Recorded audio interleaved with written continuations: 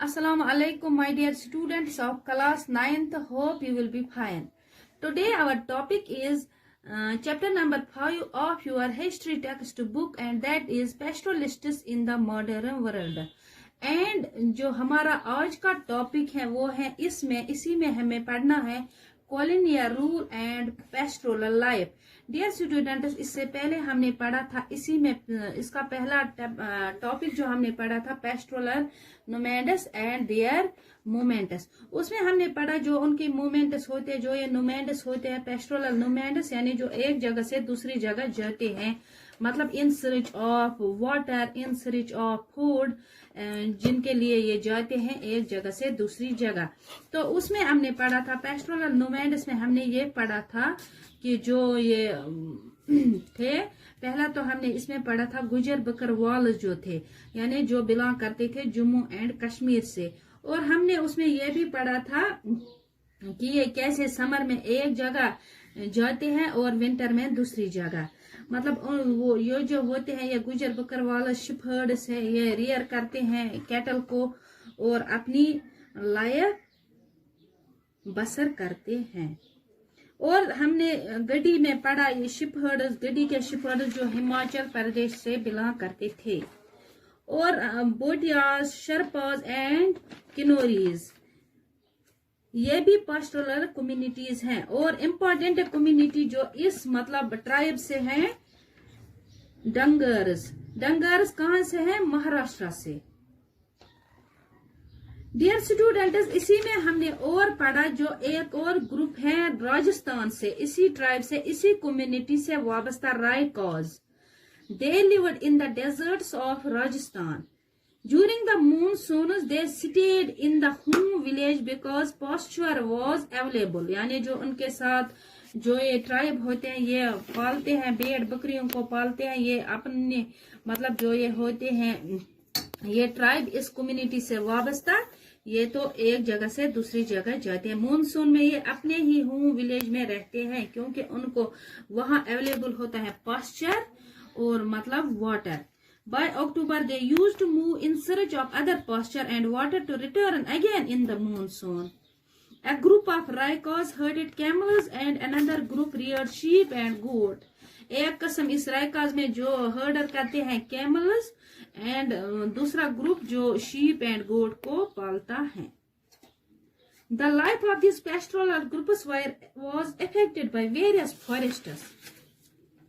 यानी ये इनमें से मतलब ये इफेक्ट होते हैं फॉरेस्ट से, यानी जो एटमॉस्फेयर होता है, यानी जो एनवायरनमेंट होता है, इससे इनकी लाइफ इफेक्ट होती है। बहुत सारे फैक्टर्स हैं जिनसे इनकी लाइफ इफेक्ट होती है, इसी वजह से उनको एक जगह से दूसरी जगह जाना पड़ता है। डियर स्टूडेंट्स, अब हम पढ़ेंगे colonial rule and pastoral life. Dear students, as you fully aware, what is colonial rule? Colonial rule, a rule by the wealthy or powerful nation over a weaker country is the colonial rule. यानी जो powerful मतलब होता है country या wealthy country जो होती है और दूसरे वीकर कंट्री पे वो रूल करती है बाय फोर्स, उसको कहते हैं कॉलोनियल रूल। इस वक्त हमारा टॉपिक है, हमारा चैप्टर है, चैप्टर का नाम है पास्टोरलिस्ट्स इन द मॉडर्न वर्ल्ड, और हमें इस वक्त पढ़ना है colonial rule and pastoral life. Dear students, I am here to tell you about the turbulent period in the lives of not only the Raikas but the entire nomadic pastoralists community of India. यानी इस वक्त में जो आप बताने जा रहे हैं जो ट्रूबुलेंट पीरियड था, यानी turbulent period means that period where everything was in the disordered manner, यानी कोई भी चीज अपने मैनर में नहीं होती है, कोई भी चीज सही ढंग से नहीं होती है, उसको कहते हैं turbulent period. In the lives of not only the Raikas, Raikas जो ग्रुप है, एक ट्राइब है, यानी पेस्टोरल ट्राइब है जो बिलोंग करता है राजस्थान से, but the entire nomadic pastoralists community of India, यानी जो भी ये इंडिया की कम्युनिटी है पास्टोरल कम्युनिटी, इससे क्या कॉलोनियल रूल का क्या असर पड़ गया इन पे। This happened during the colonial rule of the British. The British viewed all uncultivated land as wasteland that did not earn any revenue. यानी जो ब्रिटिशर्स थे, जो कॉलोनियल रूल कर रहे थे इंडिया पर, जो भी फॉरेस्ट में अनकल्टिवेटेड लैंड थी, यानी जो लैंड बेकार थी, वेस्ट लैंड, उसको वेस्ट लैंड करार दिया ब्रिटिशर्स ने. That did not earn any revenue, यानी उस पे कोई रेवेन्यू ये नहीं अर्न करते हैं, यानी कोई भी लगान, इस पे कोई भी टैक्स नहीं लेते हैं. Nor render any agricultural produce, यानी ये अल्टिवेटेड लैंड है, ये कोई एग्रीकल्चरल प्रोड्यूस भी नहीं देती है, कोई पैदावार भी इस पे नहीं होती है. And so they passed various waste land rules, उन्होंने बहुत सारे, जो कोई ब्रिटिशर्स थे, उन्होंने बहुत सारे रूल्स निकाले. Under these rules, several areas of uncultivated land, including many of our pastoral tracts. इसमें क्या क्या आता है इन रूल्स में? जो अनकल्टिवेटेड लैंड है, including many of our pastoral tracks, यानी वो भी इसमें आते हैं, जो पास्चुरल ट्रैक्स थे, यानी जो वो जहाँ पे पास्चर होते हैं, यानी जानवरों को मिलता है, मतलब घास वगैरह मिलता है वहां से. Were taken over and given to select individuals to cultivate. Even access to forests was snatched, यानी उसको दे दिया गया, मतलब सिलेक्टेड इंडिविजुअल्स को, और उनसे कहा गया कि आप इस पे कल्टीवेशन करो. Access to forests was snatched away for us, यानी जो फॉरेस्ट्स थे, फॉरेस्ट में जाना उनसे छीन लिया गया. The Forests Act was passed, under which many of the forests that produced commercial timber like teak, sal and deodar were declared as reserved.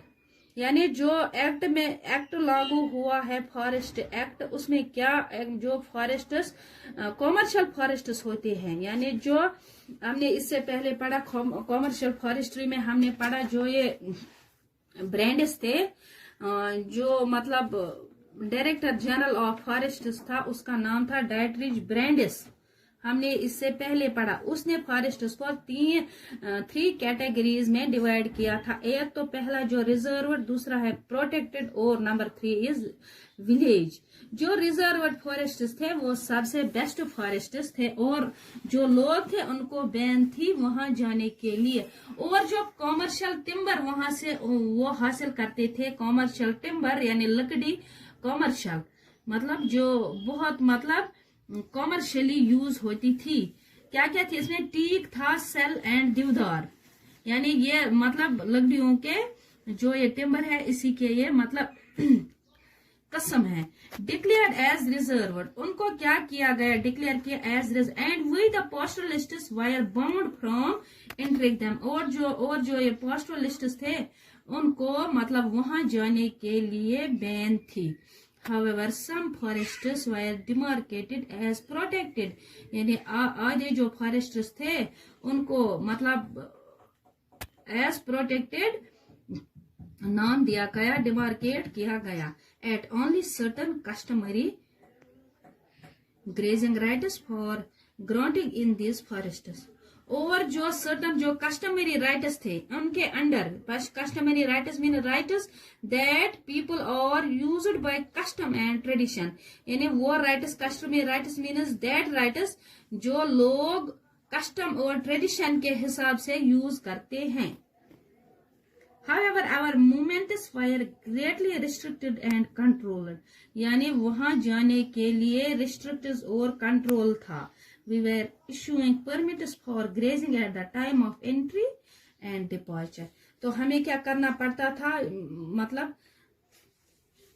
एक तो अंदर जाने के लिए परमिट लेना पड़ता था, और जब बाहर निकलने के लिए भी परमिट मांगना पड़ता था.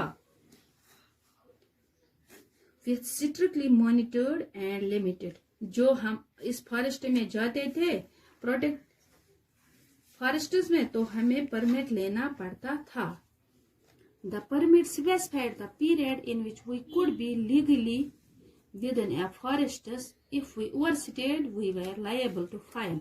और जो ये पिरामिड अगर हम उसके मतलब लीगली यानी कानूनी हिसाब अगर हम उसको देखेंगे, अगर हम ओवरस्टे करेंगे इस मतलब पिरामिड के, तो हम पर फाइन लागू होता था. Dear students, it is all for today. Thank you very much.